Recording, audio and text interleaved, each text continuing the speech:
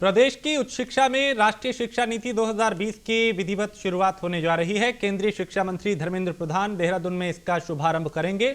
इसके लिए धर्मेंद्र प्रधान देहरादून पहुंचे, जहां उन्होंने सीएम पुष्कर सिंह धामी से उनके आवास पर मुलाकात की और उच्च शिक्षा में एनईपी लागू किए जाने को लेकर विभाग द्वारा सभी तैयारियां पूरी कर ली गई हैं। प्रदेश की उच्च शिक्षा में राष्ट्रीय शिक्षा नीति लागू हो जाने से जहां छात्र छात्राएं अपनी पसंद की विषय चुन सकती हैं, वहीं कई दूसरे तरह के भी बदलाव यहां पे देखे जाएंगे।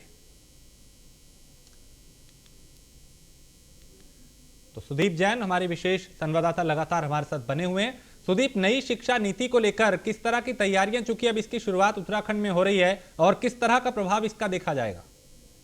उत्तराखंड राष्ट्रीय शिक्षा नीति को अडॉप्ट करने वाला देश का पहला राज्य है। इससे पूर्व जो राष्ट्रीय शिक्षा नीति के प्रावधान है, जैसे बाल वाटिका और बच्चों की सामूहिक रूप से पढ़ाई, उनके सर्वांगीण विकास के लिए अलग अलग भवन परिसरों का निर्माण, ये सब कुछ हो चुका है। आज आधिकारिक तौर पे जो केंद्रीय मंत्री हैं धर्मेंद्र प्रधान, एचआरडी मिनिस्टर, वो पहुंच चुके हैं और उन्होंने इस कार्यक्रम का विधिवत शुभारंभ करते हुए मुख्यमंत्री आवास में जो शिक्षा विभाग के अफसर व स्टेक होल्डर्स हैं, उनके साथ एक कार्यक्रम के आयोजन में शिरकत करते हुए इसे विधिवत लागू कर दिया है। नई जो शिक्षा नीति है, इसी की दिशा में मध्य प्रदेश में जो एमबीबीएस की पढ़ाई है, उसकी पुस्तकें हिंदी में भी आज से जारी हो रही हैं। ये नई राष्ट्रीय शिक्षा नीति के तहत ही सारी व्यवस्था है।